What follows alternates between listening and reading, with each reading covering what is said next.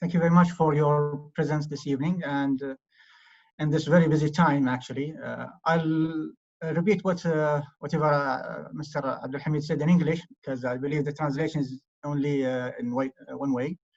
So it's a pleasure to welcome you again in this seminar, Managing Liquidity and Solvency During the COVID-19 Pandemic. The seminar is broadcasting to you again by Bankruptcy Commission, Saudi Arabia, in cooperation with the Ronald Berger Company. I'd like to welcome our guest from Ronald Berger, Mr. Stefan Schiebel. He is the global managing partner and worldwide expert in digitalization and large-scale business transformation. Mr. René Seeger, Middle East managing partner. He is expert in automotive, transport, and health care industry. And Dr. Johannes Dessler, a Middle East partner, and his expertise in transportation, consumer goods, and retail. Our speakers tonight will talk about what is expected there beyond the horizon regarding the pandemic and how to prepare for what they call it the new normal. We're gonna go through some techniques for managing liquidity. For instance, where to focus. Are we talking about only focusing on profit loss or working capital, and how? And what are the alternatives we have in hand? The stimulus packages from government and other banking support and other banking support options. Before I give it to Mr. Stefan, please feel free to post your question in the Q&A box during the session, and we'll try to pick some of these after each topic. Also, maybe the participation by voice will be allowed after single topics, maybe one or two participation. So please raise your hand by the button down there to allow you for speak.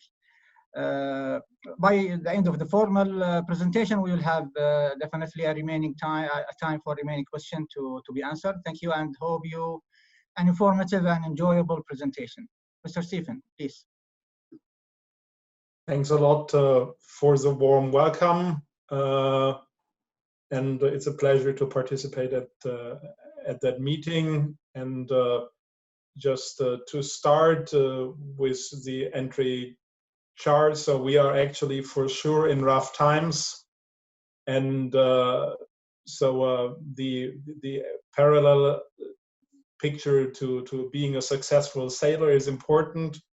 And in a stormy weather, there's no clear end in sight. You have to act quickly and prepare for the recovery. You need smart companies that focus on liquidity and cash flows. The collaboration of stakeholders is key, and this is not free of self-interest. You have to seek advice when needed, and we are very proud to discuss with you that evening as Ronald Berger.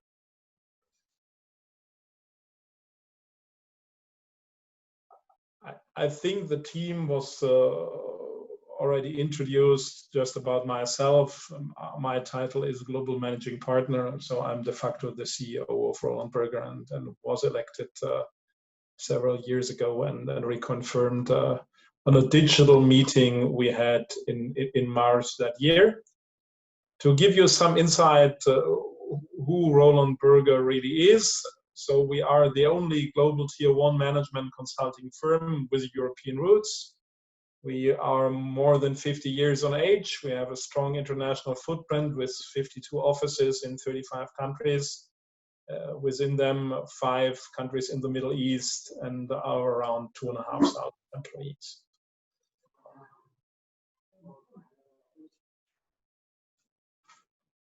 We cover the whole portfolio of consulting, but we have a special strength in restructuring and performance improvement when it gets really tough. And to describe our approach, it differentiates us a little from the classical Anglo-Saxon style of restructuring, what is strongly focused on alignment of balance sheet structure with business needs, on selling companies, on M&A activities. We stand there more for liquidity management, to find the right angle for debt and equity structure, for covenant negotiation and short-term financing, so to secure really the survival of companies. Second big pillar, we do not only do financial design, we also really try together with the management and with the shareholders of companies to bring them in a good shape again, meaning to redefine the manufacturing footprint, to optimize purchasing in tough situations, to reduce the wages and overheads, also negotiating with the representatives of the workforce. We go for outsourcing and centralization and process optimization. And let's say framing all of that is you will not survive in a tough situation if you do not readjust your strategy. This includes market and competitive positioning, also product portfolio, realignment of sales organization, redefinition of scope, value chain optimization and such things. And to surround that, we cover the whole, let's say, sort of support you can give as a consultant, from cash planning and management, let's say, down to due diligence. And a very important element of our work is stakeholder agreements and stakeholder alignment, talking to the financing partners, be it banks or private equity. Pretty often state has a role and is involved, and also to the representatives from the labor side of the workforce. We were thinking before if there happened ever before in our history as a company something like the Corona pandemic.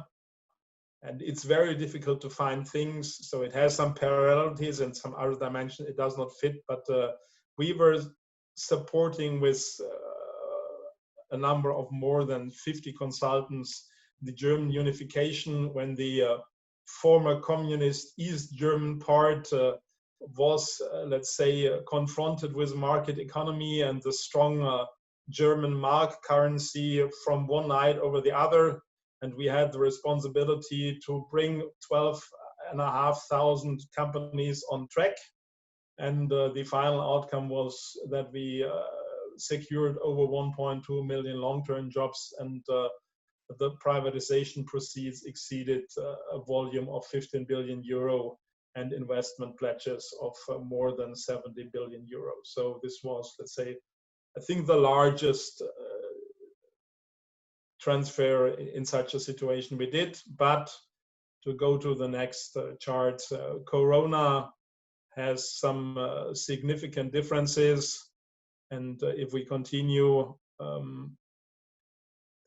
it's, as far as I can think back, the first situation where in the situation of a globalized world, globalization was really disrupted. International trade reduced dramatically.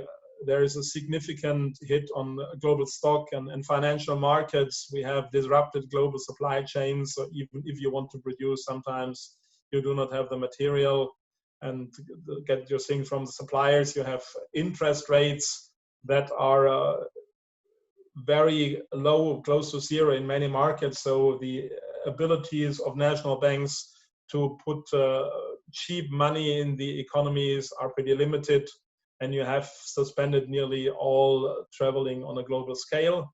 And the impact on the economy is huge. So if you go for a scenario with 12 weeks of economic disruption in China, the growth rates of the GDP will decline for 3.5 percentage points. In European Union, it's minus 6.2.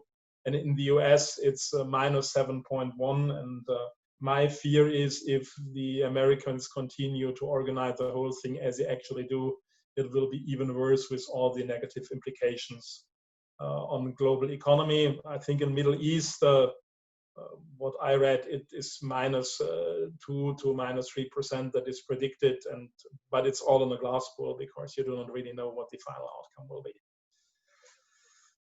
To go to the next chart, what is the impact? I think also GCC is strongly impacted. You feel especially the pressure from lower oil prices. There are sector shutdowns, the threat of corporate defaults, there are supply chain disruptions. There is a potential loss of employment in a huge country like KSA. This is really a relevant factor.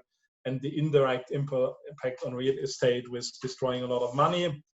All the countries in your region, let's say, implemented measures to contain the virus, be it travel reductions, suspensions of flight and transportation, public to stay home and no travel policy, or closure of stores and restaurants. And also what you did, I think what's really important is to set up stimulus packages. And if I sum that up on that chart, it's above $100 billion US.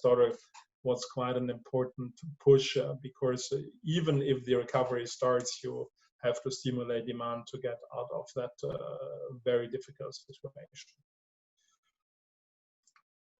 If you have a look at the life cycle, and in our company, it's very interesting being present in 35 countries globally. We have Korea and China in our portfolio.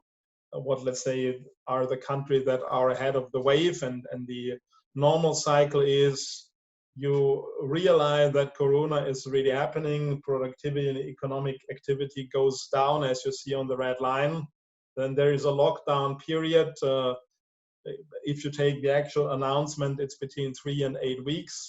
I think 3 weeks, perhaps Korea was to that because they, with the testing and the limitation of the spreading of the virus, they were very effective. In China, it was 5 to 6 weeks. In other countries, also in Europe, we will need 8 weeks or even a little longer. And then it all depends how you can recover and how you do the rebooting of the economy to come to a new normal, and how to avoid a second and third wave. And looking at that more in detail, there are three, let's say, scenarios how that can happen. There is the fast recovery mode, I think what everybody wishes to have. What means the outbreak is contained with rapid and effective measures. You have a quick implementation of relief and these stimulating measures, and business returns to normalcy by mid of 2020. I'd say if you have a look who could be part of that box, it's South Korea, it will be China, and hopefully some Western European countries. I believe that Germany and Switzerland could be part of that package. Then we have the status of delayed cure, where you see that preventive measures were not enough to contain the spread of the virus. The health care systems became overwhelmed, and the economic rebound delayed. It will be delayed till end of 2020. This might be the case in European countries like Spain, like Italy, or also in the UK. And then you have the profound recession scenario. Well, there'll be a second wave of global outbreak. The healthcare systems will lack capacity. The coronavirus becomes endemic, and the economic recession will continue till end of 2021. My big fear is that significant parts of the US might be in that box. And the economic impact is dramatic. It varies from scenarios to scenario, but it's lower demand and consumption, increased loan defaults, rise in unemployment, higher social inequality, with all the tough implications for the respective markets and societies. How, and we gave advice also to the German government and to some European governments regarding that lift up.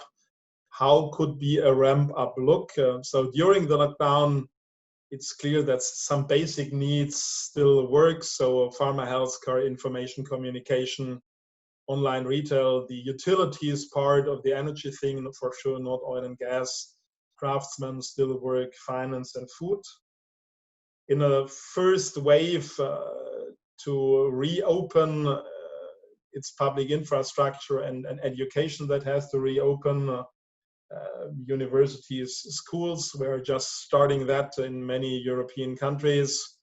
And you have to defreeze, especially transportation of goods, including cargo flights, to be able to have a recovery of the economy. Second wave is manufacturing and first service providers, so to reopen factories, machinery and plant engineering, retail and automotive.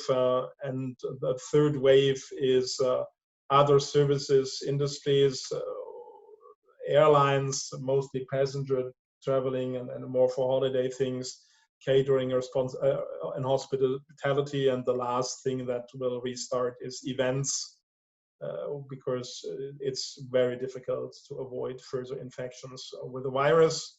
In parallel, there should be levers to support. In the first phases, it's financial injections like with liquidity and loans from private banks, but also strong state involvement, and after that, stimulating demand with vouchers for tax consumers, tax breaks, whatever.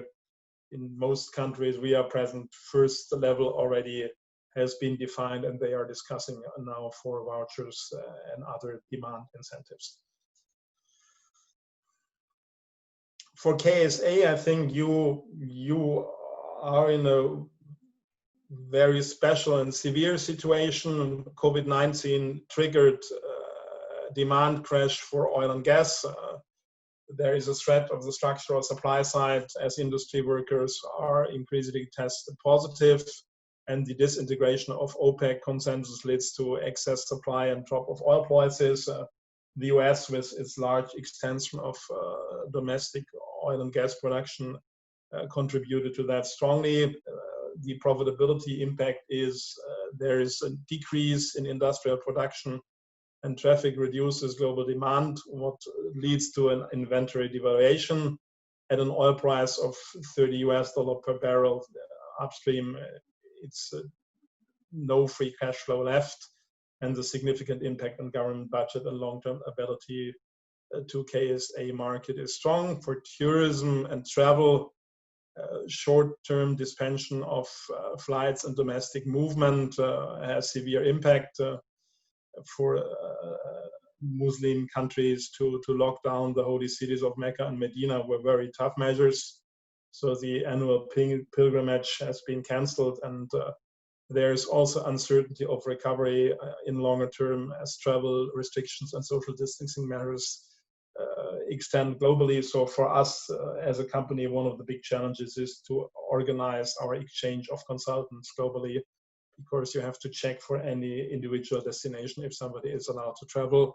In airlines, it's globally very dramatic. You have on the one side, the bookings are more and more flexibilized. On the other side, let's say your contracts for kerosene, the leasing of your airline equipment is long-term. So this opens up a gap that is dramatic, and the globally imposed travel restriction will still continue, and you also do not know really how the demand will pick up. So also Lufthansa, as a leading airline in Europe, goes for states aid and states protection, actually, where the negotiations are ongoing.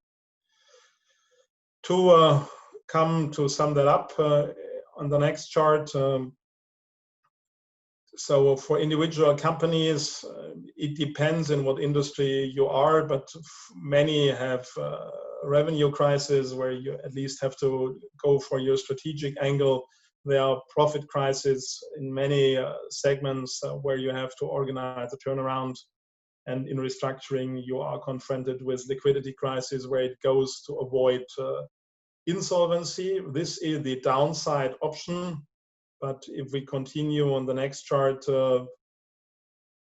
there are also changes, and so in every crisis there's an opportunity, and there'll be some fundamental questions that companies will be confronted in the new normal after the COVID-19 crisis will be overcome, or we will have to live continuously with COVID-19 was not excluded. So there's could be a focus on local supply chain and manufacturing. There will be a boost for consumer goods through e-commerce. There might be a rise of telehealth and remote Medicare services, where you see that sometimes digital diagnosis supported by artificial intelligence are more precise than to go classically to a doctor. And the expansion of the discourse and efforts of surrounding sustainable energy and climate neutrality will be tough. So I had a call with younger colleagues that week, and they confronted me, if we locked down the economy with such significant impact to protect mostly elderly people, why don't we do it for the younger ones to preserve our planet? And as a side effect, climate impact and CO2 emission was reduced dramatically in the last weeks, and we will have a strong debate about that. That doesn't make life easier, especially if you're in energy segment, whatever. To see how, let's say, companies have to develop preparing for the new normal. You first have to operate under the shutdown. I think all of you that are responsible for company development are in that phase already or are at the end of it. It's to implement agile war rooms, to compress spends, to manage cash and working capital. Second element is to prepare for the confinement day, get ready for a new market demand paradigm, prepare a fast ramp up under cost control, and spot and size new opportunities. And then, and I think the last part to anticipate the new normal is the most important one. Are you well prepared for more digital and flexible work? So we have many clients that rethink their office concepts and go are as radical as to cut it down to a third. Are there more local and flexible supply chains, not to depend on one supplier, but to have alternative when global supply chains break down? More pressure about sustainability. So to speak for many parts of European industry, they benefited well from the tailwind they had in the last years and didn't innovate always how they could have done. So I think the ones who will innovate now very quickly and do their homework will be the winners. Other ones will have significant problems. And what is the future protection against black swans? Should we have to be careful to invest too strongly in local footprints and not have more flexible concept where if something got sour, you're better protected? This was my impact. Just to summarize the key takeaways and to open up the debate, the economic impact of COVID-19 is varying across industries, but all sectors are affected, and there is nobody, I think, who has continuity in the business model. And even if you are not in a too bad situation, perhaps you miss opportunities in a new defined new normal. So do your homework if you are strongly affected or not as strongly. The recovery predicted will take place in waves, and there is a large uncertainty. So what we are advising to our clients is not to think in classical linear planning, but to go for 3-4 scenarios how your markets in your countries with your global footprint could develop to be very well prepared. The short-term liquidity crisis may cascade into a long-term insolvency for individual businesses. Many of you may have read The Economist with the 90% economy. If that should happen, that we lose substantial on the level of how our economic life will develop, that has dramatic implications. And we just have to look how to handle that. And perhaps we really have to adapt cost structures to a level significantly below what it was before the crisis. And the last point, the companies must consider new revenue models and optimized cost to mitigate crisis and protect long-term profitability. And so this combined with the external pressure to innovate, I think is the biggest challenge, at least I have seen in my business life, with reduced financial opportunities to innovate dramatically in the same time. So thanks for your attention so far, and if there are questions, please feel free to ask. Thank you, Stephen. Thank you very much. Actually, we have a couple of questions here, and we'll allow also for verbal question if needed. The first question here, do you think the reorganization is a cost and a burden for the bankrupt company, or is just a new kind of business for some companies? The organizations, or do you mean the internal organization of a company? I think meaning the company itself, reorganizing the company, yes, within the company. Yes. So I'd say... maybe we think about the acquisition or something like that, but let's have it two part of answer. Okay, so we believe, and we have defined a project that is called robust organizations. So a classical organization was built on a continuing perspective of business.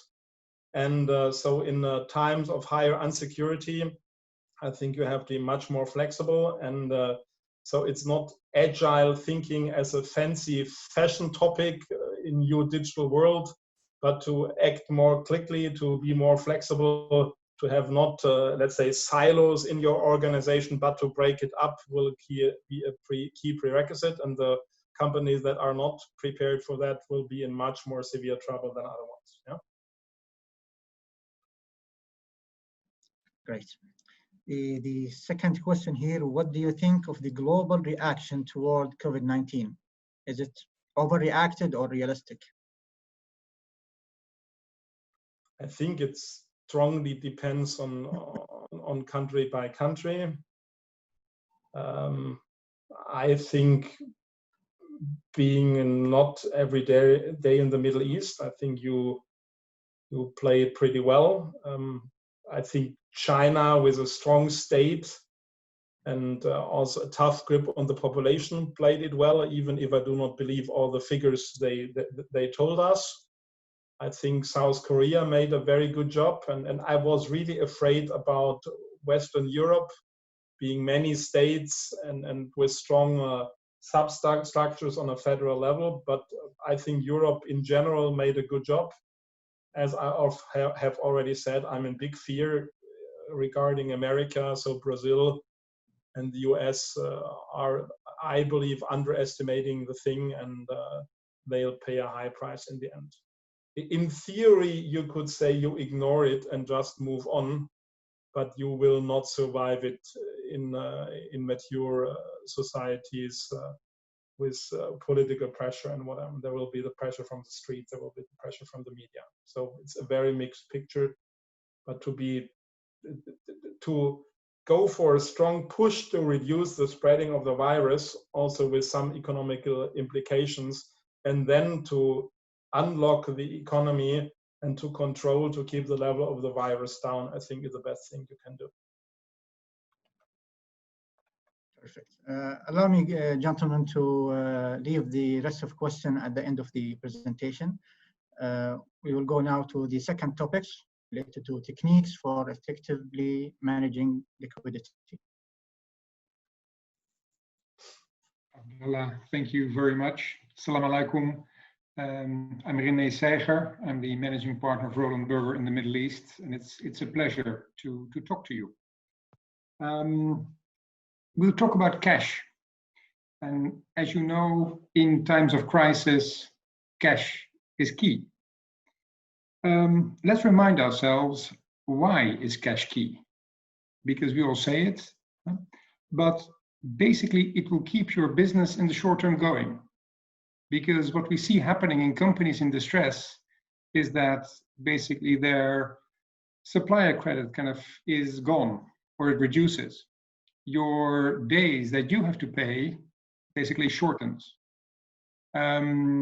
Still, some costs continue, rent, people. And as a consequence, you're squeezed on both ends. So cash is key. Now, when it gets tighter, and when you talk about COVID, when the whole world slowly comes to a standstill, it aggravates. It gets even worse. It is like, we talk about for the bank with the bankruptcy commission, it is about like being in a bankruptcy, where at some point in time, there is no credit for your suppliers, from your suppliers at all. Everything is focused on cash because everybody wants to reduce risk out of their setup. And then paying cash, having the ability to move cash, basically means that you can drive the business, that you can drive and be in the driver's seat. And therefore, cash management, liquidity is key when we talk about a company in crisis or a company heading towards crisis. It is a strong defense in this case. So if we go to the next slide, Johannes, then the next point is we talk about cash, of course, is how we saw it already in one of the sheets Stefan showed, is when you talk about the crisis, liquidity at the end is the end of the equation. When you run out of liquidity, then you have had like a earnings crisis already, and there was a strategy crisis proceeding. So when you think about even when it really gets tough and you're approaching even bankruptcy, it is not ultimately the banks, because that's the common understanding that the banks pull the rug on you, but actually it is a lack of cash because the banks don't agree with you anymore because they think the risk profile has gone too high. That was the second one, remember? That's where the risk is. So managing your cash in the current situation is key, it's vital. Now, where do you find the cash? Because it sounds simple, but it is not always there. Where do you find the cash? First is you find the cash by getting more cash in. How we do it, I'll explain later, but you can find more sources to get cash in. The second is you keep the cash as long as possible, so you pay your suppliers later. But there are more ways of basically retaining the cash as long as possible. The second, or the third aspect is that you produce as quickly as possible. So your stock, which you have in your company, is as low as possible. So with the available cash, you can create more revenue, which again helps you in the whole loop. Then typically, if you take a company which has existed for a bit longer, there is stock which has a slower speed. Perhaps even stock which hasn't moved for the last 12 months or 18 months. Basically, sleeping stock is sleeping cash. Sleeping cash is expensive cash. That basically you can make liquid.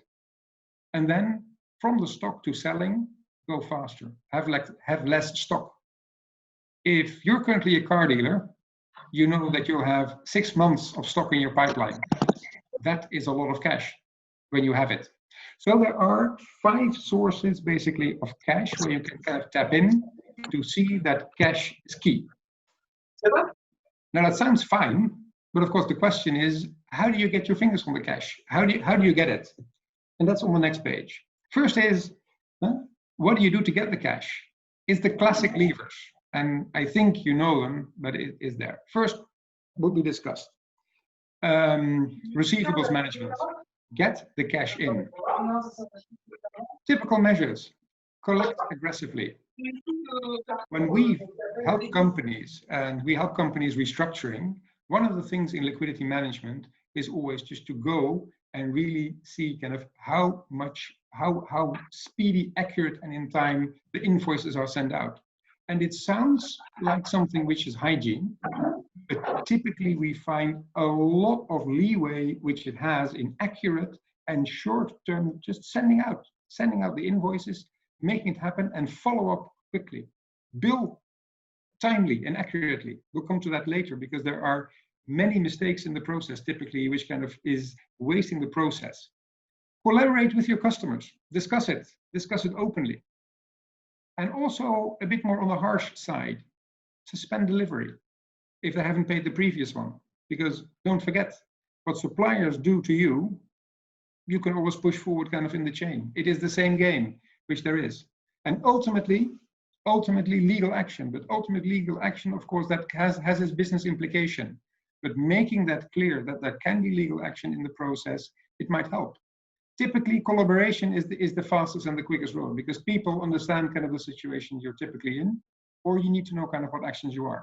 So systematic receivables management is key, is core. And we'll come back on the next slide on how do you organize for doing this? We all know it needs to be done, but how do you do it diligently? If I can go back, Johannes, sorry, on the slide. If we can have the previous slide, Johannes.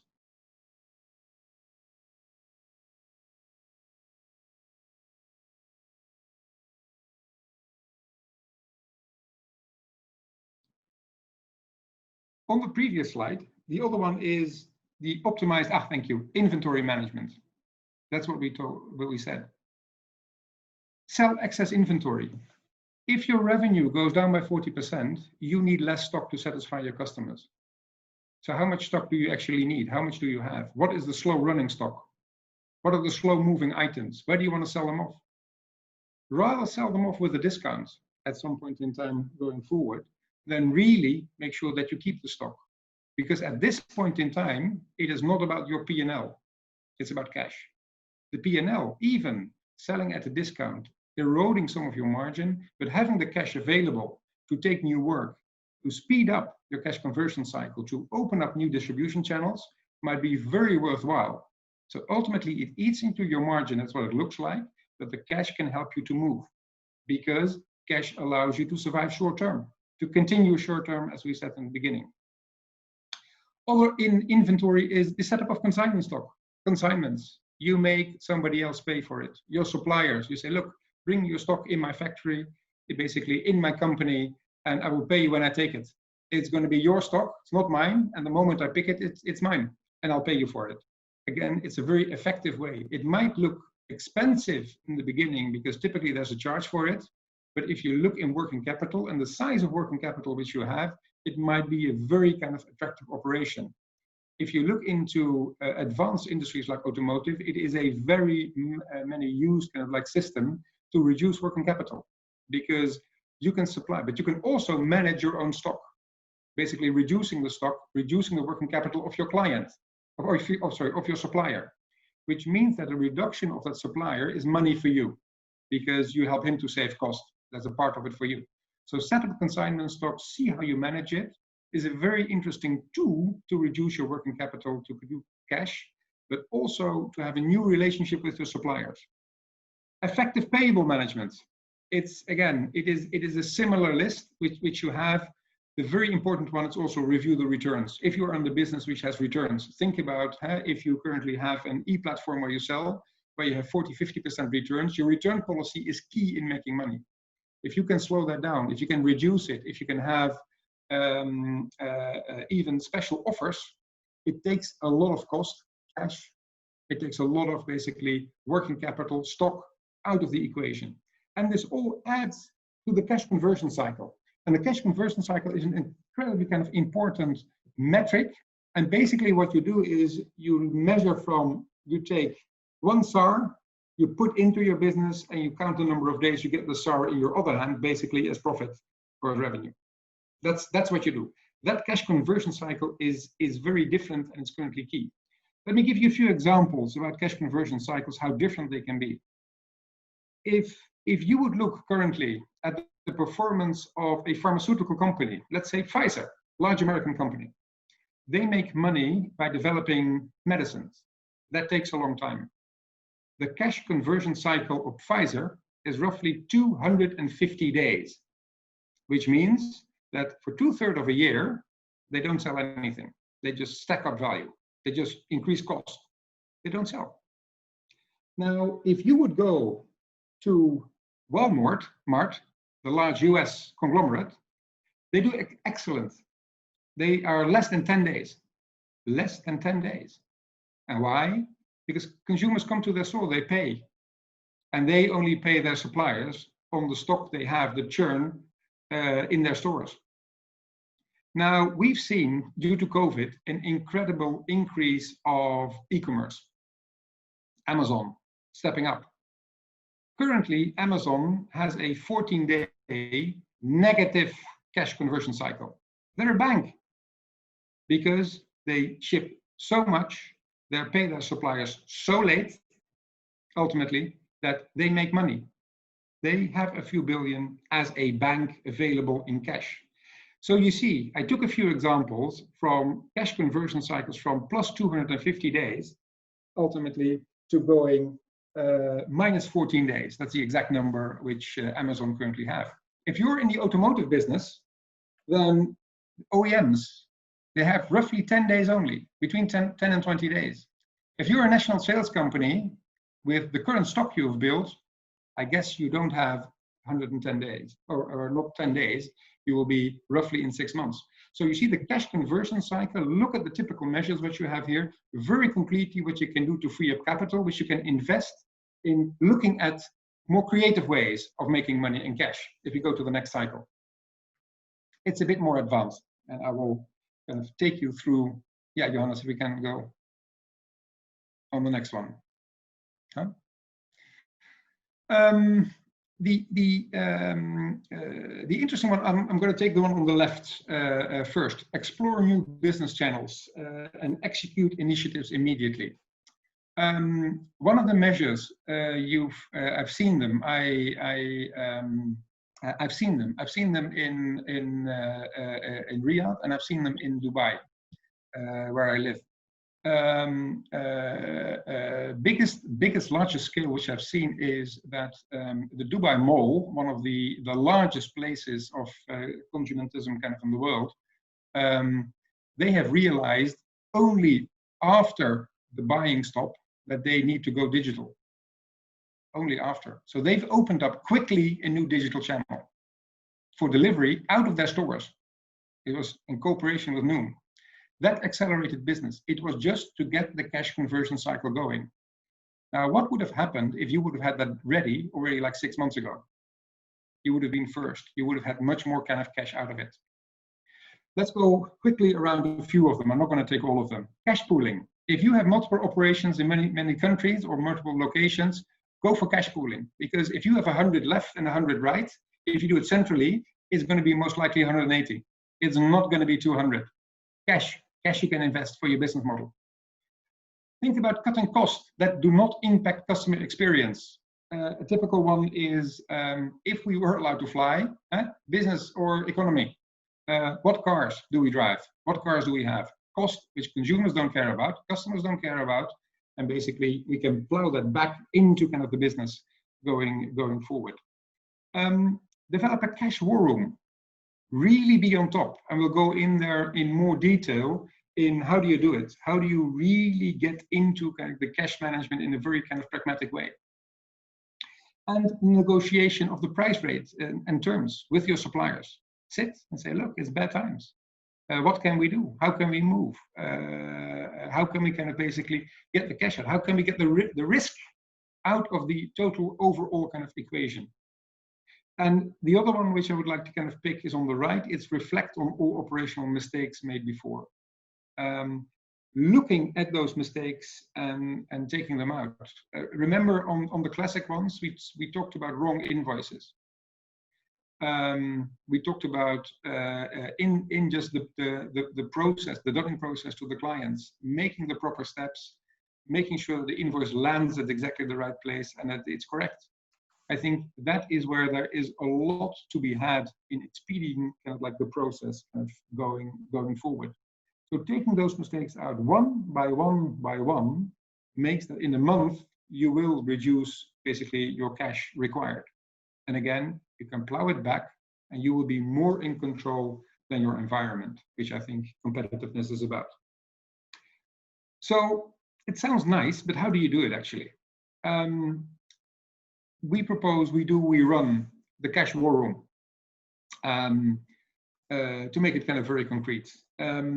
First is you set targets. What you could consider is a 13-week rolling cash forecast, bottom up, on all the cash items which you have, one by one by one. That is in the beginning diligent work. If you make it for the first time, our experience shows that you will be scared, because you will be scared about the deviations you have in the first few weeks, because you will not be fully in control of your cash need and of your cash forecast. When you do it for a few months, you'll get better in it, and the bandwidth will go down. You'll be more in control. What you can do is prepare the scenario analysis. What happens if this customer goes, or if my client goes bust? What will it do for my cash need? So you know what buffers you need, what buffers you need to have. And then you go into kind of the identification and evaluation once you've made the forecast. Go with the departments on all the items we discussed on the previous 2 pages, the classic ones which we discussed, but also where are the mistakes? Where can we be faster in the process? Where can we send invoices faster? Where can we follow up? What are the measures? Calculate the cash effect concretely, and then execute immediately. Make them small. That's number 3. Before execution, make the items small. Don't make it big, fluffy. Make it small, and then drive it on a one-by-one basis on the impact. What client, what is the action, what is the expected impact, and then you drive it. It sounds tedious, but if you start adding all of this, then ultimately you will reduce the cost. And then you go implementation, swift, small, explicit. I'll give you a very small example of what we did in the Middle East. You know, consultants like to talk. Tonight is a good example of it. We also talk a lot on the phone. But during the last weeks, we saw a new host of all new media coming up, from Teams to Zoom to Jabber to Arcadin to whatever you can call. Now, we saw the opportunity of renegotiating all our telecom contracts. We took 50% of our bill. It's simple. And we just followed the cash flow. And we did it 2 months before COVID hit us. So we did a second one, and it works.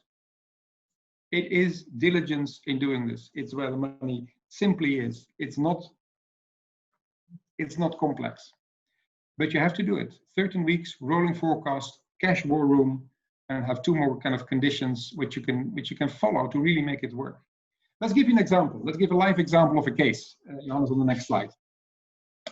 Yeah, it's a bit of a complex graph. I'll lead you through it. The first is the black line on the graph is the cash flow. So if you would not act, this is where you ultimately would end up.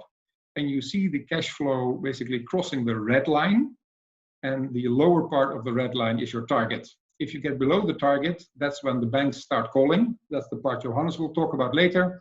That is when, remember when I said it's not the banks ultimately that bankrupt you, but it is when your cash flow comes below this point, and the banks only say no. So you can see it coming. Now, that is the cash flow you want to beat. Then you have the red line saying, look, the left high part of the red line is the cash you currently need, you think you need. And the low part is, for instance, if you take cash pooling. This was an example of a client we ran live where we took 20% of the cash need out due to cash pooling, basically over 3 countries. 20% less cash. Immediately a lot of room, and you saw an incredible drop already kind of on your target before you get in the doldrums. Then putting the measures, as we discussed them, running kind of the cash flow of the cash war room, and it just adds up. And what you see in the curve up to 60%, you see the percentage at the top, 15%, 31, 58, 59, 60. That's a typical curve. There are always a few big measures which you can push. And then you just start scraping. You just take one after one, and the discipline sets in. And then it continues. It continues for quite some while. Now look at the curve. The orange curve, the new one, is above the red curve. Meaning you don't have to go to the banks. Meaning you basically got the cash which was tucked away in your business. You took it out, deployed it differently, and basically increased your cash conversion cycle significantly, in this case, up to 60%. Now, that sounds good. And it sounds simple, but there are a few key success factors for really getting it done. Johannes, if you can have the next page. There are 5. First is transparency. Let's start there. You need to have your single source of truth. I think we all know the discussions when you go to the procurement department and they say, no, this supplier is really, they will, or this client, and they will really pay. They will pay in like 3 weeks, and next, good story. And then the week after, they will pay in 4 weeks. And you never know where it is because they said, oh, we had a confusion. Creating this single source of truth is the core, because then you can look at this single base time and time again and reference basically all measures to it. That's where the 13-week forecast comes in, bottom up. The second is the monitoring, constant monitoring. On a daily basis. Actually, it is the continuous job of a few people to do it. to basically take it every day on a step-by-step basis. We do it. We have it. It's part of our management. Everybody should do it. Countermeasures. Immediate management intervention. That's where it is. It is immediate management intervention. It is not about academic studies. This is not about large spreadsheets. This is about where the money is, and then you squeeze it out and you bring the money basically into the planning, into the transparency. Now we know that making it happen, you need decisions, and therefore proximity to top management. And if we talk about small and medium enterprises, involvement of top management, of the CFO or his right-hand man is required really to make it happen. You need to drive it, otherwise you don't get the fast decision making, and then the cash will not come. And you have to focus. Focus on what are the measures you take. Start with the big ones, the difficult ones first. At the same time, take the very small ones, because they're just bend over, pick it up. And then you have the bucket in the middle, and that typically requires some preparation. Therefore, start with the big ones. Don't forget the small ones. Take them immediately, and then have a proper plan based on your 12-month week forecast, basically for the middle, in the middle, to help you kind of get the cash conversion cycle under control, get it reduced, get your cash basically in your hand, and drive the business. Because when you're better in doing it than your competitor, in these days, you will have an advantage. So far, introduction of liquidity management, cash management, what it is, and how you can go about it.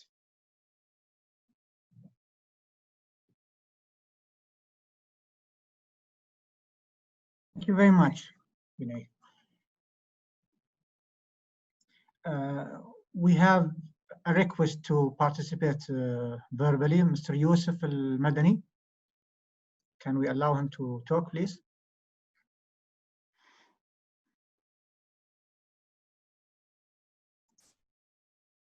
أخ عبد الحميد موجود عنده صراحة. لا تفضل. السلام عليكم. عليكم السلام. أسأل بالإنجليزي ولا بالعربي تحبه؟ والله كان بالإنجليزي أفضل، وكان بالعربي ترجمة. Okay. I want to know how the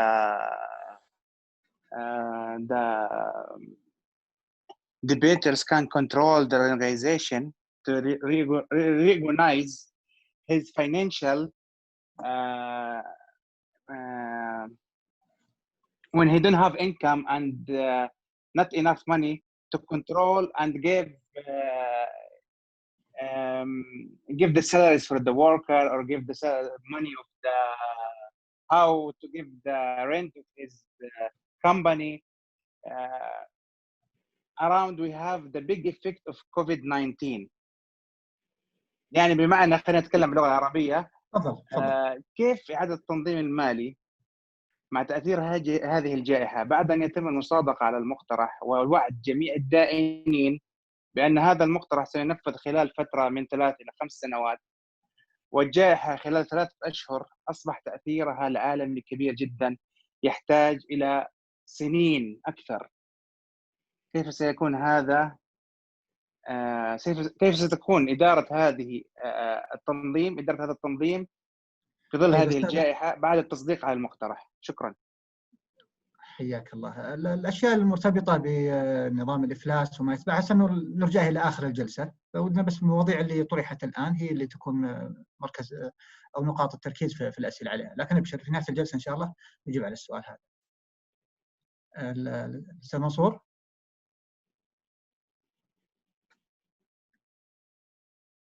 السلام عليكم. السلام ورحمة الله. تسمعوني؟ اي واضح، تفضل. Okay. As a management, where should we start from?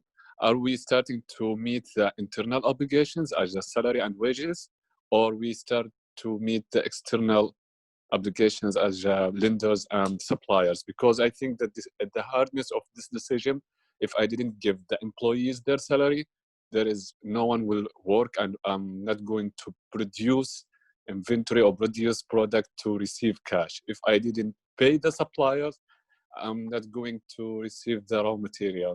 So in this hard decision, what is the best practice for any management to keep going? Thank you. Thank you for that question, because it's a very real one currently in the current COVID situation. To my opinion, it starts with taking half a step back.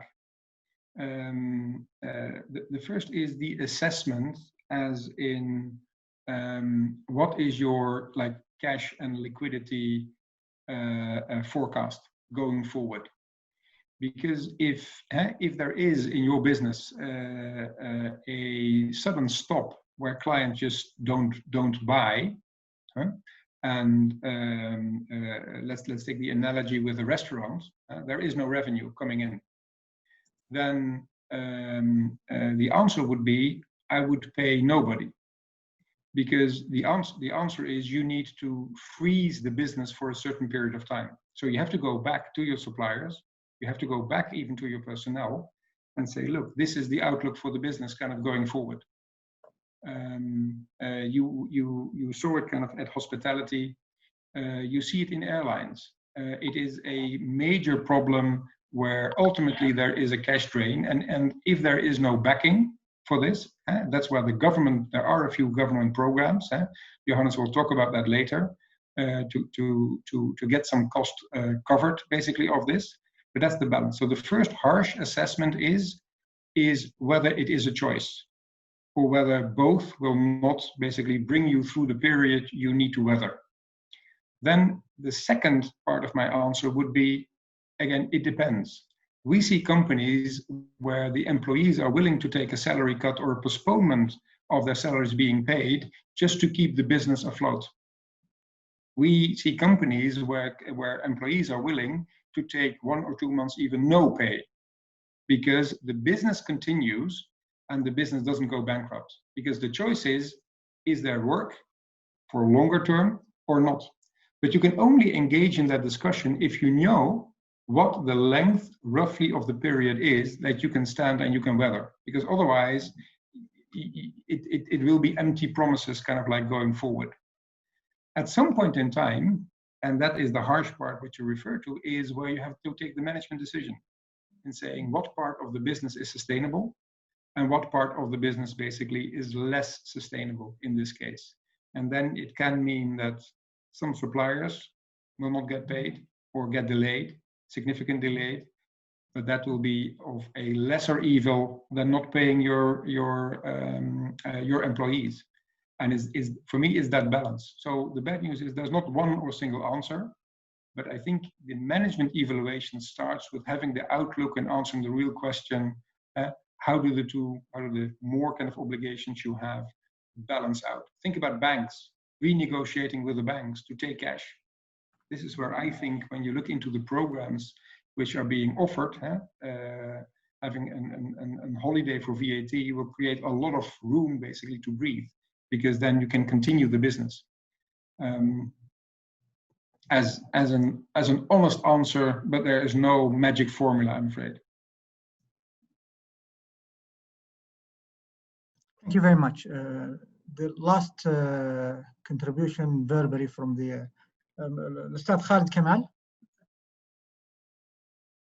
إذا كرم بس ترفع الريز هاند مرة أخرى حتى نعطيك المجال، otherwise ننتقل للموضوع الثاني أو الثالث عفوا. أستاذ خالد كمال موجود؟ طيب. We have lots of questions here now. We will keep it at the end of the عفوا. أستاذ خالد كمال. تفضل.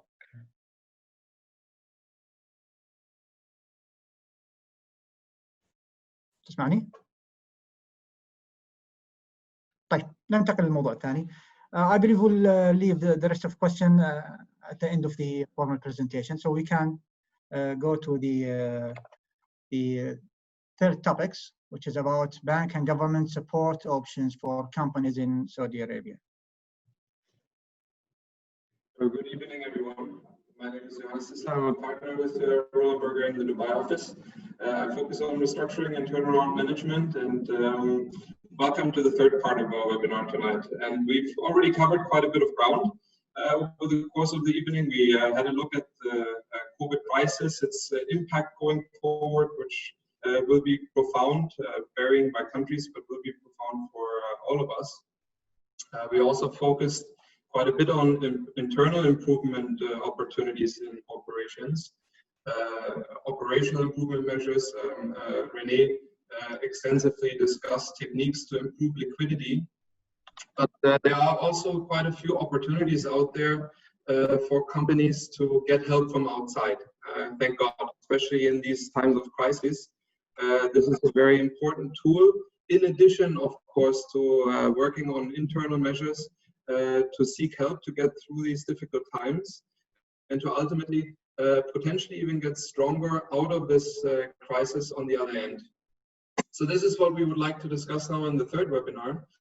Specifically, we would like to zone in on two different sources of help here from external parties. One is probably a bit more obvious. This is to get support from banks and to lead very active restructuring efforts with lenders in order to cut breathing room for corporations, in order to get some time to manage basically through the crisis, to get also liquidity into the companies again. The other one is a more recent option out there. I mean, it's always been there, but the extent to which this option is available and has been made available by governments, recently also by governments in the kingdom, is quite tremendous. And there's a lot of help out there from the government. I'm sure all of you have seen press and news clippings of stimulus packages, government support packages from various government entities. But when we read about it in the news, you know, it's quite dispersed. There's different entities doing different things. So we have actually, myself, together with the help of my colleague Abdulaziz in Jeddah, we have compiled an overview of the help packages that are out there available in the kingdom. Dr. Jihaz, sorry for interrupting. Can you get closer to the mic? Because it's yes, noisy a little bit. Yes. Absolutely. Can you hear me? We hear you very well, but it was like an echo or something. So if you just get closer to the mic. Okay, perfect. I hope it's better now. Please let me know if it's not working. Thank you. So we have tried to organize somewhat the different stimulus packages that are available out there in order to make it clear by company, by industry segment, what help is available, and ultimately also how you can get it. So we will show you an overview of how you can actually apply for some of these stimulus packages in order to ultimately get there. So with that, we're already deep into our presentation of, you know, the first part of how you can get support from banks. There's of course a relatively broad range of, you know, the kinds of negotiations you can lead with banks. Some of them are on the consensual side, where, you know, at a relatively early stage in the crisis, you approach your banks, you start leading negotiations with your lenders that ultimately could lead to temporary solutions like certain covenant resets, waivers, or more comprehensive restructurings, all, however, in a consensual setup. And then on the other side of the spectrum, there's of course also less consensual negotiations. Usually this then happens further on in the crisis, also if a negotiation was delayed, if quite frankly, if companies waited too long, where you then lose control quite quickly in the process.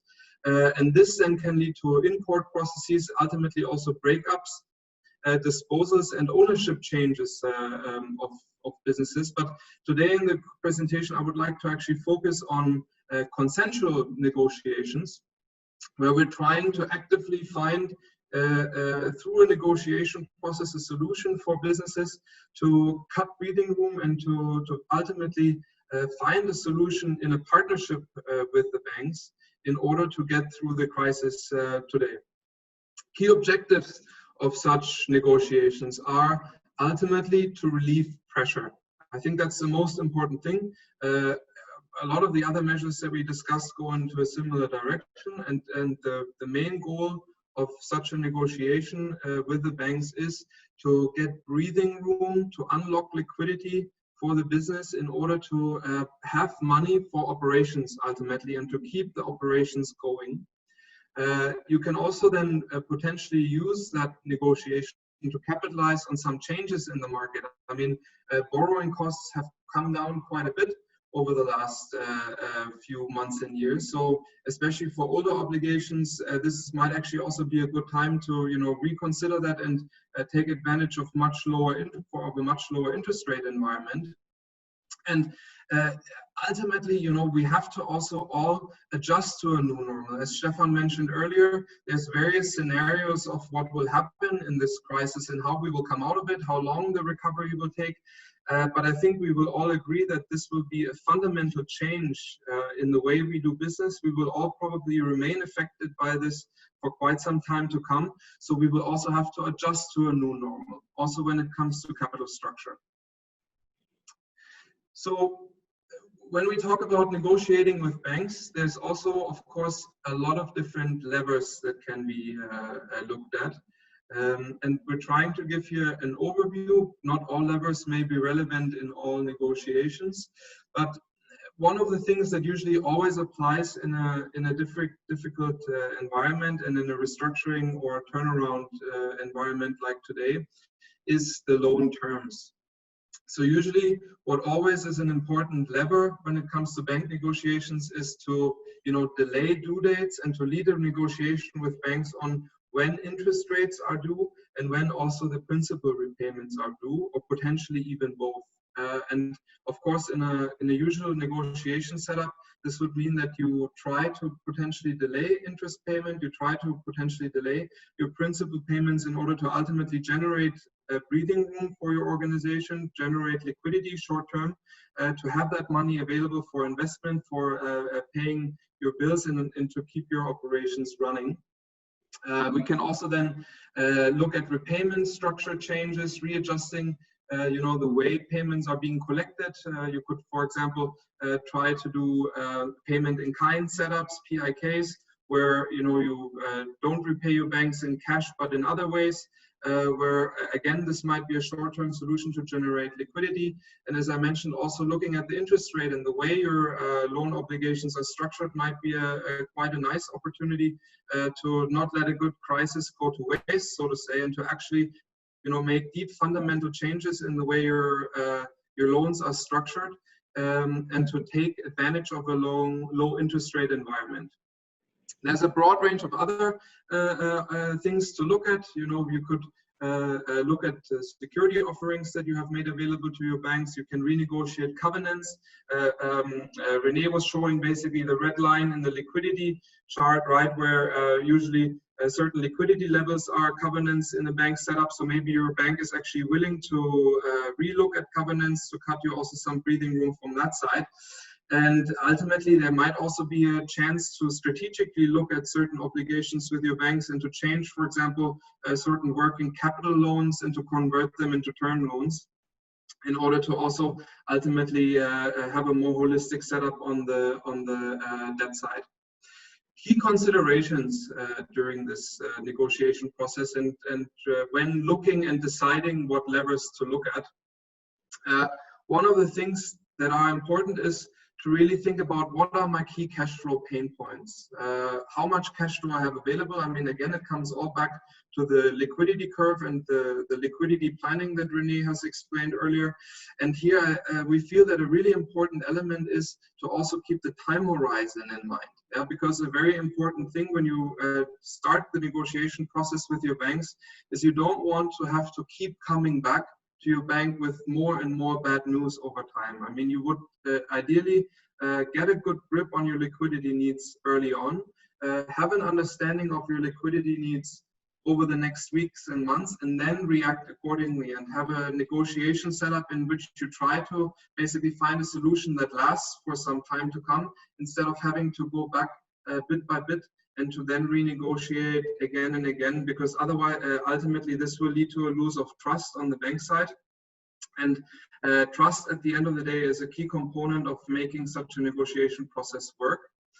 Another thing that I think is important is to also keep other stakeholders and stakeholder interests in mind when thinking of bank negotiations. And what we usually see is that the most successful negotiations with banks are negotiations where all stakeholders have indicated willingness to contribute and to share part of the burden. So I think, or we think before, negotiating with banks, it's also quite important to have a chat with shareholders, potentially also with other stakeholders like suppliers, with employees, and to see if there's a willingness to commit also on their side in order to then already have a bit of a commitment backing that can be used as a negotiation token, so to say, in the bank negotiations to say, look, my shareholders are contributing, my employees are willing to contribute, my suppliers are taking their burden. We are actively, actually as a company, working on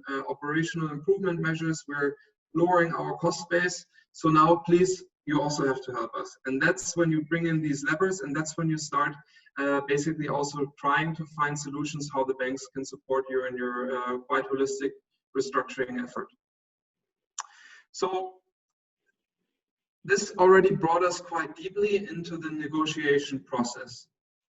And an important component, probably the most important component when it comes to negotiating with banks, is to have a good plan and to develop a good plan. One of the biggest mistakes that we see from clients, especially usually small and medium-sized enterprises, is they go to their banks and they start a negotiation process with empty hands. And that is never a good idea.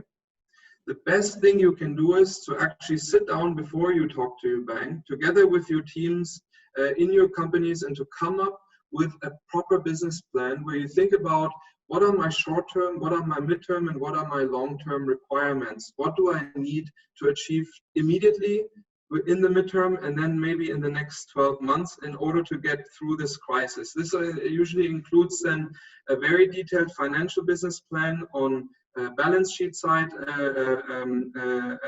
P&L, and of course the cash flow, where you then try to already think about coming back to what can all the shareholders, all the stakeholders contribute? What can we do as a company to lower our costs? What can we do potentially together with our shareholders? Are they willing to contribute to the business? And you try to create a holistic package, a complete package, basically, that plans out your plan and your way throughout the crisis. And that's probably the single most important success factor for this negotiation process. And then once you have this in place, you can run scenarios. Again, Stefan mentioned earlier that we're as a company convinced that there is no straight line answer and forecast of how this crisis will go. So we all have to think in a base case scenario, in a worst case scenario, and then maybe hope for a best case scenario. So you stress test basically your business plan in order to be able to also answer potentially some tough questions that might come in the negotiation process. And then when you're that well prepared, when you have that plan in place, then you approach your banks, and then you start the negotiation process with the banks. And another experience that we have made in this process is actually that the banks usually want to help. The banks have a vested interest in supporting companies. We see a lot of glass half full mentality in these negotiation processes, where having such a professional preparation already goes an extremely long way in the negotiation, because ultimately what having such a package allows the bank is to manage internal stakeholders. And I think sometimes it's easy to underestimate how complex sometimes the decision making in a bank can be. And the easier we can make it for banks and credit committees to look at a case and to say, wow, they have really a well planned out way through this crisis, and they have a direction. They're working actively on all fronts to get through this. This then enables the bank to also contribute. It unlocks basically the internal mechanisms. And I think sometimes it is surprising by how many businesses are not doing this. And we think it's important to keep this negotiation and this transparent process going throughout the negotiation and beyond. So keep engaging with your banks. keep that communication channel open, ideally not only through your relationship manager, but also maybe with other parties in the bank, in order to give everyone the feeling that you're well informed, that they're well informed about what's happening in your company. And then try to get to a closure also relatively quickly. I mean, sometimes these negotiations can take too long. Especially right now in the current situation, it's important to find a solution quickly in order to focus on what's important, which is operations. So we really recommend to swiftly to drive this process forward quickly and to try to close it with a term sheet at the end, to find a solution that works basically for both parties, and then to also implement what was agreed. And what we have also seen in many restructuring processes and successful processes is that you don't stop the communication with the bank after you reach an agreement. That's also an important point where it's recommendable to then continuously communicate with the bank, to report basically on the progress that you're making when it comes to changes in strategy, changes in your cost base, new business models that you're potentially implementing, like e-commerce that René has mentioned earlier, that might be applicable for several retail businesses, to just keep them in the loop and to keep them informed on the progress that you're making. And that as a whole, we would say, is a well-structured and well-executed negotiation process that in many cases has led to quite successful outcomes for our clients.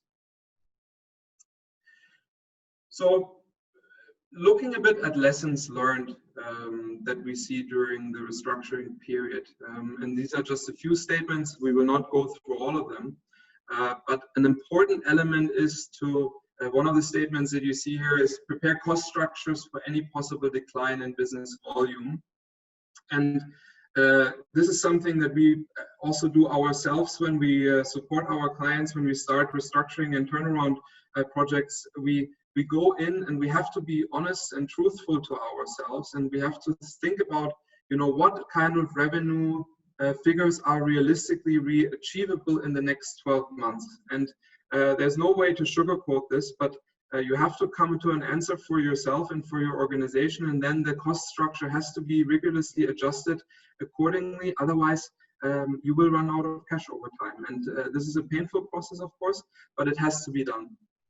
Another thing is liquidity was ensured mainly through operational management. Liquidity is something that you need to manage actively, as we mentioned earlier. You need to look at it on a daily basis. You need to manage it continuously, and you can of course then also help it through making operational adjustments and cost adjustments. Look for new business opportunities in spite of the crisis. I think personally this is probably one of the most difficult things, and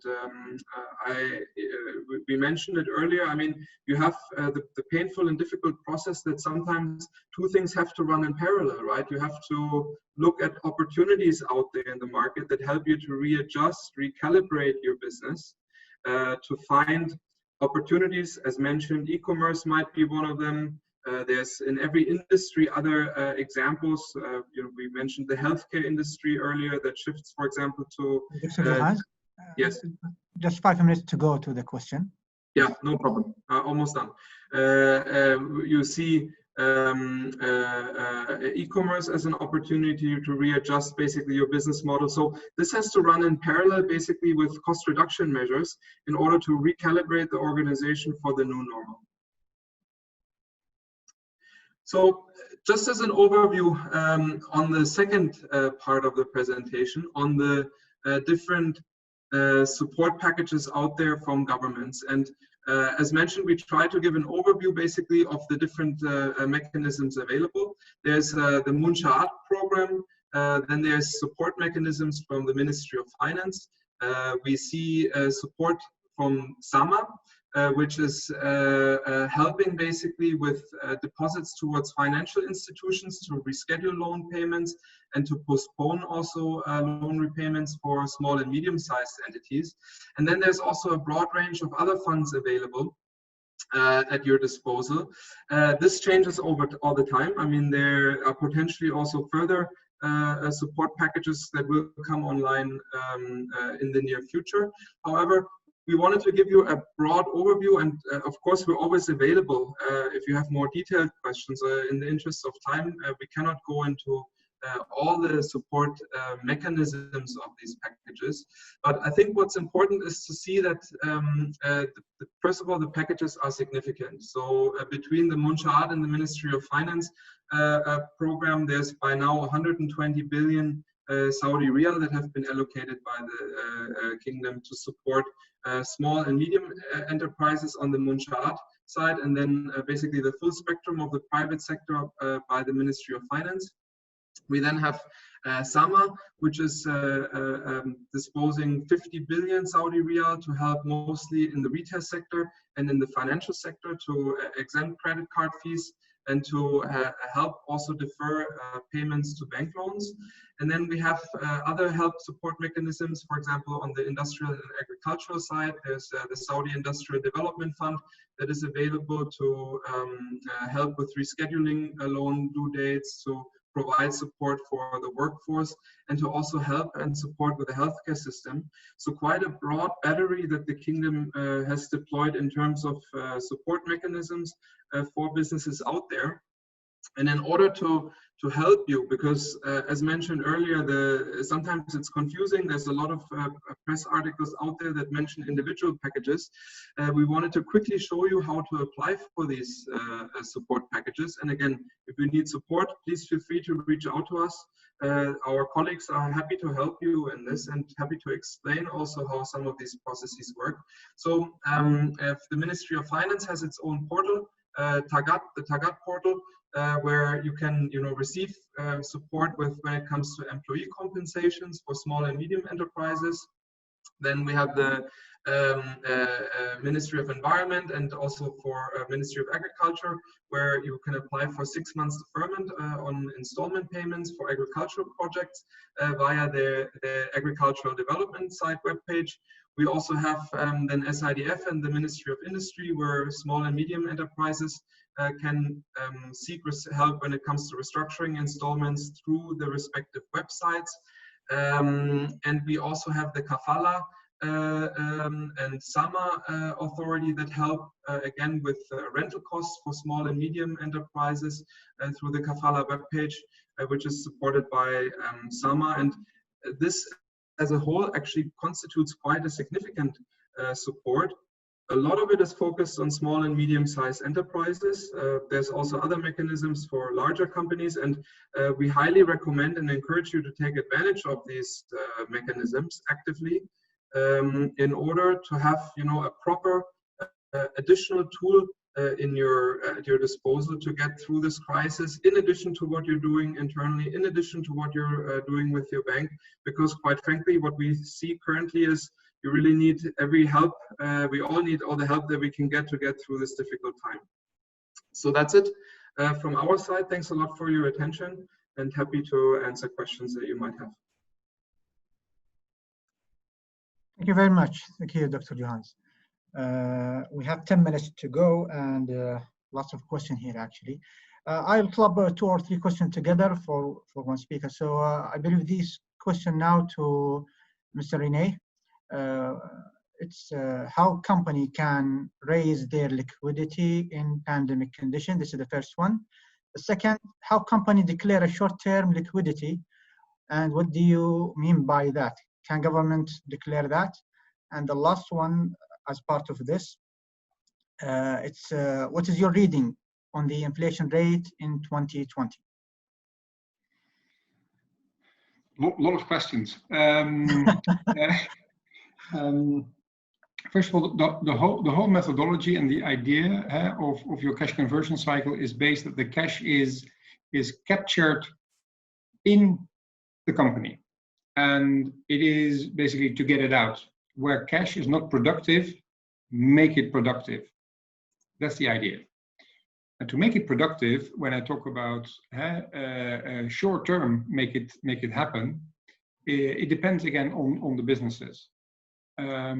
If you're in a more industrial business, I bet that you will have stock which is slow moving and which you're not doing. If you are in e-commerce selling trade, I bet you have stock which is slow moving. That's easy because you can convert it into cash. You might have a special program in making sure that you find your buyers. That's where the action kind of comes in, that there is cash in this case. So there are ways to find it short term and to unleash it short term. If you can go to your key suppliers and say, look, we agree, I'm going to pay you not in 60 days, but in 90 days, it's an immediate measure which will free up cash. You have cash to do other things. And I think that is the measures which we talked about. Other question was about inflation. Inflation, of course, that has a bit of a longer horizon. If you look at a lot of the measures which we take, we talk about measures which have impact in a matter of weeks. Inflation typically takes longer to really kind of materializes.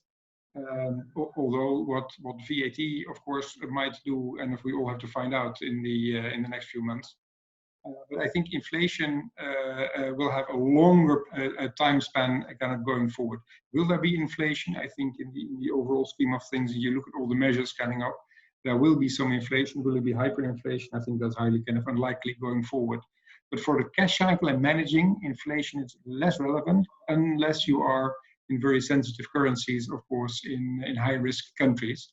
But again, then you might have to consider a whole different solution altogether. If that answers the questions. Great. Thank you very much. The other question to Dr. Johans, how negotiating with the landlord lessors should be considered? This is a very good question, and actually something that we're working on quite actively right now. Sorry? It's a very good question, and it's something that we're working on actively right now for one of our clients, actually for a landlord. I mean, we experienced that from the landlord side. And what I would say is that in the current very difficult environment, some leniency from the landlord. Can you get closer, doctor? Your voice again. Yeah. Can you hear me now? Yeah, it's a little bit better. Yes. Yeah. So, I mean, I would say that some leniency from landlords should be expected. No, it's on and off. Try again, Johannes. But can you hear me now? Hello? So basically, you could try to close down the video. Perhaps you have a bandwidth problem, so you only go via voice. Yeah, that's what. Is this better now? Go closer to the mic. Maybe let me get a different microphone. 1 second. Perhaps I can give a surrogate answer kind of on the question, because we are working on it from again what Johannes said, the landlord perspective. What we find is in many of the discussions which you have there, it is about the whole system. If you are a landlord operating a mall, you have a significant interest to maintain the retail operations in the mall. So just making sure that everybody pays his rent and then terminating the business, draining the business for cash that they cannot operate, doesn't help no one. And I think that common understanding is what Johannes was referring to if you think about a joint business plan, a joint view. And this is where the give and the take and the negotiation starts, by realizing that there is a mutual benefit in and making sure there is some form, perhaps future, of cash, kind of as a rental kind of payment, but at the same time there is sufficient cash to run a business, to provide a longevity, because there is going to be a trough, but there might be a pickup, because we see the opening currently in Dubai, Abu Dhabi kind of went further, and in KSA basically it is picking up. So you can see the understanding the mutual interest is the key of starting the discussion.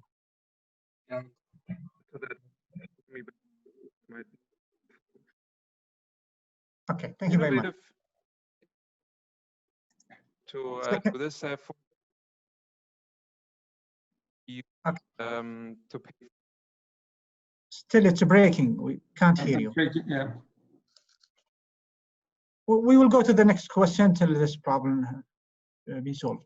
The next question about the professional services industry. What the current economy measures apply toward professional service companies? And I believe this is reliable with Johannes also. Yeah. Or perhaps Stefan, professional services outlook. I think it really depends. I think professional services, if you have direct contact with clients, you're protected to a certain extent, but I think any law firm, any tax advisor, any company that is organizing employment of people or whatever, like headhunters will be affected significantly because significant parts of the business can be digitized.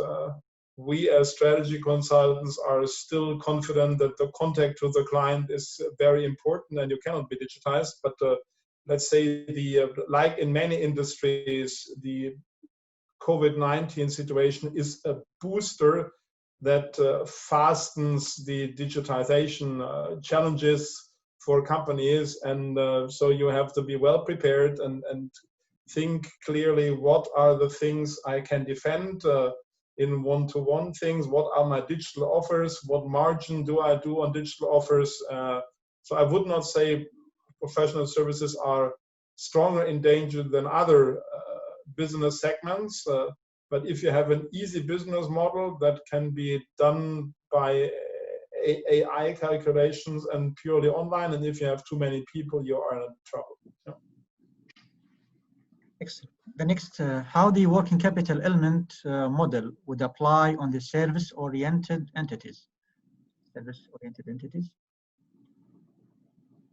Do you have any explanation for this? Yeah, if you look at I presume it is how do you the working capital basically in a professional services kind of environment. The core is about having the accuracy on what kind of agreements do you have, because ultimately you will need to be able to send an invoice for a service offered. Now, in the kingdom, there are very many contracts around in professional services which are milestone driven. So not only based on the consumption of hours, but it's a milestone achieved. You have a very specific character which is stronger than other markets. And that drives that in the professional services, you have to be clear about what the milestone is. You have to be clear about the delivery and kind of discuss the delivery kind of very openly. If that discussion is not clear from the beginning, then basically you will be cut back later. If you start in a project and that's not clear in the beginning, you always know that the discussion at the end will be much more difficult because you have to make amends, you have to kind of redo it, or the value is not delivered, and then you will find yourself in a negotiation. So specifically for professional services, it is elementary to have clear expectations in the beginning. Is this a free project? Is this free advice? Is this a free service? Or are we going to send an invoice? Is this a first trial? And then are we going to send an invoice? I think it is that clarity in professional services which is of extremely importance kind of in the current setting, specifically basically in the kingdom. Thank you very much. The problem of this pandemic that nobody knows when it's going to end. In your opinion, do you see it's wise to enter in more obligations with banks in the light of the absence of future vision?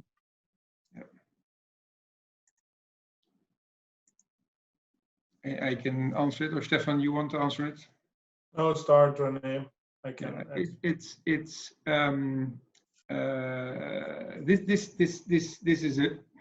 is a really excellent question, because it's a very honest question, because it drives you towards the assessment that if you would continue your current business as is going forward, if that's the investment, will the old reality come back? And for quite a few businesses, that will not be the case. We all know it will not be the case. We also know that for some businesses, it'll take time. Stefan introduced it in the different curves. We talk about the L shape, the U shape, the V shape. But the core is, when will the business come back? If you're in hospitality, you know it will take kind of some time to really kind of to come back before kind of the business kind of will pick up. Engaging in obligations at that point is something we would strongly recommend not to do. We also see a few businesses, think about car distribution, distributors. You know that it might take another 2 years, but the demand will come back. Perhaps not at the level you're used to, but it will come back, because people will always move. People will always be on the move. Meaning that they might buy more second-hand cars, less new cars. So you might have some more stock. In that case, making an investment in getting the stock, upgrading your used vehicles, and upgrading kind of your online channel might be a very good investment, even with new obligations of banks. So the core of the question is, are you going to use the money to backfill the loss made? Be extremely careful. Are you use it to upgrade your business model, your business to a future? It might be highly recommendable. Just thinking that things will come back as is, then I would not do it, because that chance is highly unlikely. Thank you, Rene. Sure. Since the time is up now, we will answer just one question regarding the verbal contribution from Mr. مدني. السؤال كان: كيف تقترحون التصرف تجاه المدين بعد أن تم بناء أو التصديق على المقترح في ظل ما صدم به العالم بسبب جائحة كورونا، والطريقة السادة في ظل اختلاق المدين على التدفقات النقدية وشح الأعمال، ومدى أيضا الصعوبات التي سيواجهها أمين الإفلاس في إعادة جدولة المقترح مع الأمين؟ إجابة طبعا باختصار: عند تغير الظروف كما هو الحاصل الآن في الأزمة، يمكن للمدين التقدم إلى المحكمة بطلب الموافقة على تعديل المقترح، وتراعي المحكمة في حال موافقة تاريخ التصويت بما يمكن الدائن من دراسة التعديل على المقترح. I'd like to thank all of you. I'd like to thank our wonderful speakers for this enjoyable and informative presentation. And please, for the rest of questions, we will try our best to put answer on the social media channels, Twitter or something like that. Or if you allow, just to rewrite your question and send it back to the Bankruptcy Commission Twitter account, and we will answer it. Thank you very much, and have a very nice and pleasant night. Assalamu alaikum wa rahmatullahi wa barakatuh. Assalamu alaikum. It was a pleasure. Shukran. Good evening.